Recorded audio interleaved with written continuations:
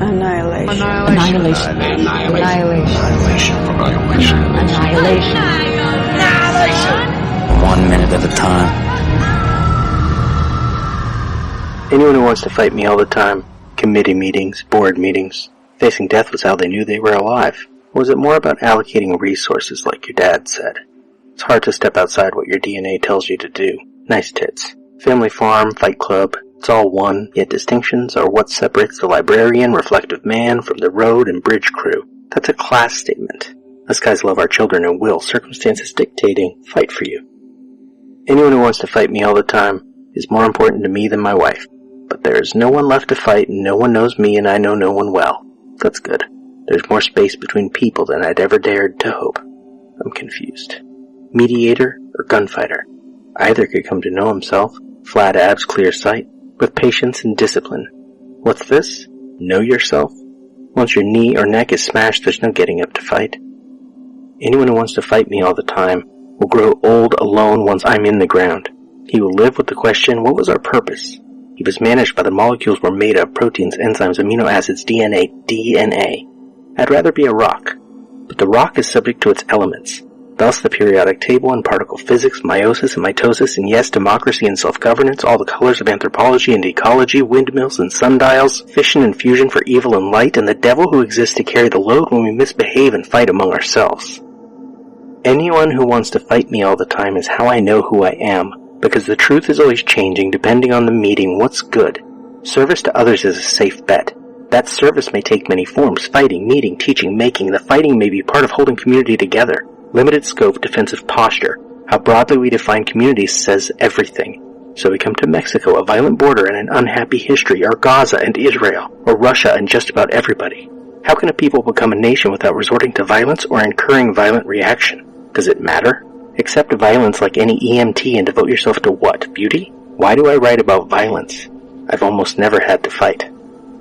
Anyone who wants to fight me all the time is nothing compared to the ocean which can take your children any time, the Nazis, or ganja weed. In peace we have our meetings. When violence comes to the neighborhood, the hierarchy of communicants will hold or fold. It is then the peace work proves relevant.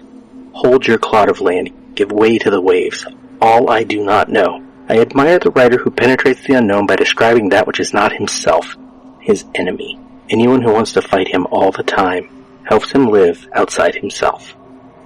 Robert Ranow. Soon I will know who I am. The script jumps from outside the house in Ville Perdue to inside. Interior, Ville Perdue/house, night. The women are inside the front room of one of the abandoned houses. The kitchen is off the front room. The script says, the kitchen and living room windows have been barricaded, and Lena and Thorensen are positioning a heavy dresser to jam the front door. Once it's in place, Lena turns to the others. Lena, you all get some sleep. I'm keeping first watch. But the scene is less formalized, less robust. Thorensen sits in a chair to the right, facing into the living room. Radek is off beyond her on the right, barely visible. Lena is beyond Radek near the windows on the far wall, the front of the house. Minute 6, we looked in on a similar living room from a similar kitchen. Lena sat on the couch then, left of center. Overlaying the frames, one might imagine that Thorensen now is watching Lena then, instead of Lena now. Second 2 cut to Ventress, framed at the entry between dining room and kitchen. We never had this angle in Lena's and Kane's house. And strangely, there is no chair knocked over by the table as there was visible just last minute when Ventress walked there from the entryway. Maybe she picked it up, but the way she has her rifle in both hands suggests that she would not have taken the time. The dining room table and chair are bamboo and wicker. A refrigerator sits near the dining room table behind Ventress. A circulating fan sits on top of the refrigerator. Mossy growth hangs from the light over the table. This feels like a house in a warm, swampy location, only partly overtaken because of the shimmer, and partly overtaken simply by the natural elements. Ventress walks toward camera, into the kitchen, and turns to the right to head into the living room. A clock on the wall in the dining room tells us that it is just a couple minutes past 4. Second 6 cut to Thorensen, agitated, roughly pulling up the wrists of her hoodie, which she has only just put on. She sits in a recliner, a standing lamp behind it, a small table with another lamp to the left. To the right, inside the kitchen, a wooden chair. Ventress enters frame from right, passes to the left, Thorensen continues to fiddle with her sleeves. Second 11 violates the 180-degree rule with reverse on Ventress. Almost a POV shot upward from Thorensen, except Thorensen is too preoccupied with her sleeves to be looking this way. Ventress looks to the right, toward the front windows. Dr. Ventress. All right.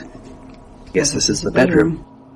Cut to a new angle on Thorensen, second 15, framed almost impossibly so that her seat is aligned with one of the empty chairs in the dining room, blurry beyond. The echo of the chair where Lena sat across from Kane and he told her about being outside the room when he drank water and he bled into the glass. Thorensen looks down. She raises her right hand and looks at her fingers. Dr. Ventress continued, off-screen. Let's secure doors and windows. Thorensen opens her hand, one finger at a time. An echo of Kane perhaps in minute 8, which drew me then and draws me again now toward Girl Interrupted, Susanna Kaysen. Quote, Instead, I looked at my hand. It occurred to me that my palm looked like a monkey's palm. The crinkly of the 3 lines running across it, and the way my fingers curled in seemed simian to me. If I spread my fingers out, my hand looked more human, so I did that. But it was tiring holding my fingers apart. I let them relax, and then the monkey idea came back. I turned my hand over quickly. The back of it wasn't much better. My veins bulged, maybe because it was such a hot day, and the skin around my knuckles was wrinkly and loose. If I moved my hand, I could see the 3 long bones that stretched out from the wrist to the first joint of my fingers. Perhaps those weren't bones, but tendons. I poked one. It was resilient, so probably it was a tendon. Underneath, though, were bones. At least I hoped so. I poked deeper to feel the bones. They were hard to find. Knuckle bones were easy, but I wanted to find the hand bones, the long ones going from my wrist to my fingers. I started getting worried. Where were my bones? I put my hand in my mouth and bit it, to see if I crunched down on something hard. Everything slid away from me. There were nerves, there were blood vessels, there were tendons, all these things were slippery and elusive. I began scratching at the back of my hand. My plan was to get hold of a flap of skin and peel it away, just to have a look. I wanted to see that my hand was a normal human hand with bones. My hands got red and white, but I couldn't get my skin to open up and let me in. I put my hand in my mouth and chomped. Success. A bubble of blood came out near my last knuckle, where my incisor had pierced the skin. End quote. Second 22 POV shot of Thorensen's hands. Right hand open, palm up, left hand below it, a fist lying on the rifle in her lap. She starts to close her hand, and between the play of light and shadow and our own imaginations reaching for what she might see, we might imagine that we see movement under the skin. We might also wonder why a paramedic on a military mission has a ring on her right-hand ring finger and another on her left thumb. We will see in a few minutes that the ring on her right hand is a silver beetle, possibly a scarab. We might never get a good look at the thumb ring. We might wonder what attachments Thorensen has, or had. We know she is a paramedic. We know she is sober. We know she has been increasingly agitated by her current circumstances. We don't know who there was in her life before. Who she might miss now on this suicide mission. A wife, a lover, a family. Or maybe we do not care because there is movement in her hand. A rather subtle piece of CGI. Thorensen's lifeline moves toward the center of her hand, which it should as she closes her hand, but it moves early, like it is still figuring out what it must do, and then back toward the thumb, even as the hand keeps closing. Some separate thing inside her trying to emerge, or some part of her true self having trouble hiding here in the shimmer. Cut second 25 back to Thorensen from the side. She abruptly puts her hand down and sits forward in the chair. She starts to turn her head to the right, stops, then turns her head to the right. If we are paying attention, we know that Radek is behind us to the left. Ventress is too far to the right. Thorensen's attention is drawn toward Lena. Second 29 reverse. Lena, backlit by one of the front windows. And she knows Thorensen is staring. And she knows from the walk from Fort Amaya that Thorensen is not doing well. Second 32 reverse. A different angle on Thorensen. Still from her right, but forward. Beyond her now is a washing machine in the kitchen. Her stare is intense, her eyes red. She breathes hard. What does her silence hide? Gina Rodriguez tells Clark Collis Entertainment Weekly, 20th February 2018, quote, I transformed a little bit. My character goes through quite the transformation, and I was experiencing it in real life. I am a sci-fi fiend, and Alex's Ex Machina was my favorite movie that year. I was starstruck on our first meeting, and the script was so twisted and delicious, and my journey was so wicked awesome. There's nothing better than being able to play in a playground most people wouldn't let me play in. It was definitely freeing to be with my sisters. Natalie is so egoless, and Jennifer Jason Leigh is just so smart, and I fell in love with Tessa. It was a very special experience. I'd do it all over again. It's such a breath of fresh air for it to just be these humans, who happen to be women, going into a scary, mysterious area and trying to stop it from taking over the world. It's not like, yay, women do it better than men. It's like, this is what it is. Bam. Yeah, she's a lesbian, that's what she likes. Big deal. You don't have to wave a flag. End quote. She tells Brian Truitt, USA Today, 21st February 2018, quote, "There are all these little nuggets and trinkets to play. The little inkling that Anya was an addict, right away, boom, let me decide what drug she was addicted to. Or maybe it was food or sex. If that's her fear of losing control or losing one's mind, then clearly when her team is in the shimmer, they face their own mortality, and what does that look like to them? I'm a grown woman. I've definitely done drugs. I don't think anybody should. I don't suggest that, but I know that fear of departing from one's reality, and that is not a good place to be in. I'm going to be honest. I suffer from depression and anxiety. I wouldn't even say suffer, I combat it. But because of that, I didn't realize until after I did the movie how I was drawn to it myself because of my fear of mental health and mental illness history in my family. There's nothing better than to use your art as therapy, as discovery, as crossing somewhere that you're really scared of." End quote. She describes her upcoming role as Thorensen in Latina magazine, August 2016. Quote, "I think it all plays into the idea of being your own hero, and not feeling like you have to live up to other people's expectations. I am not my beauty. Who I am is not my fucking hair, and to be an actor is to transform. To represent a community is to commit to give my entire all. So if I'm going to represent Latinos in the industry and in art, if I'm going to represent my little cousins in Chicago, they're going to know that I went full out. Who are we afraid of? What are we afraid of? The worst thing that can happen is we die. Anything else you can handle." End quote. Guitar comes into the soundtrack and we smash cut second 36 from Thorensen's stare to darkness.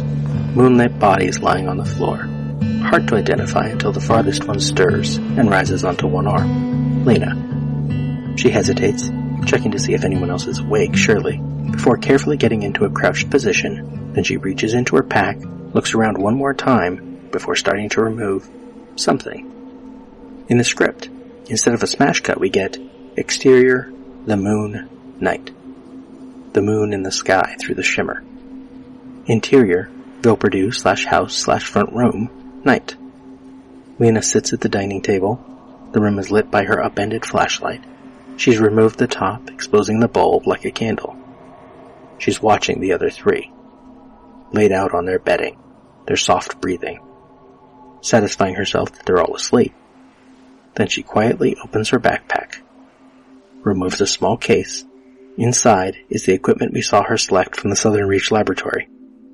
A field microscope, a scalpel. She removes a blade from a sealed foil packet, clips a blade into the scalpel, then she rolls up her left shirt sleeve. It reveals her forearm, and the unexplained bruise she first noticed while talking to Shepard as they paddled through the swamp.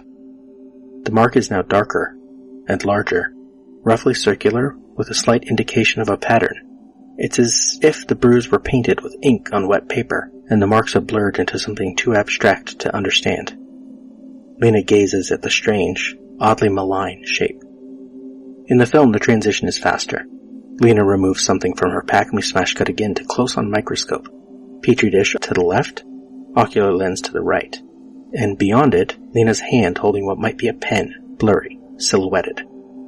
She raises and moves it closer to camera, and just as it becomes clear that it is some sort of scalpel and not a pen, we cut, second 55, to angle from above. Microscope roughly center frame, Lena's left arm right of it, flat on the table. Wedding ring on ring finger, watch band on wrist, strange bruise on forearm. Then she pushes the scalpel into it, drawing blood from the dark marks. A beat. The script says the sight of the crimson bead has hypnotized her. Lena's head begins to come into bottom of frame, leaning over her arm in the bead of blood, and time runs out for this minute.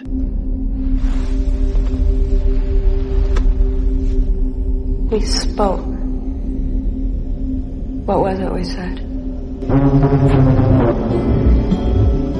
Wordlessly watching, he waits by the window and wonders at the empty place inside.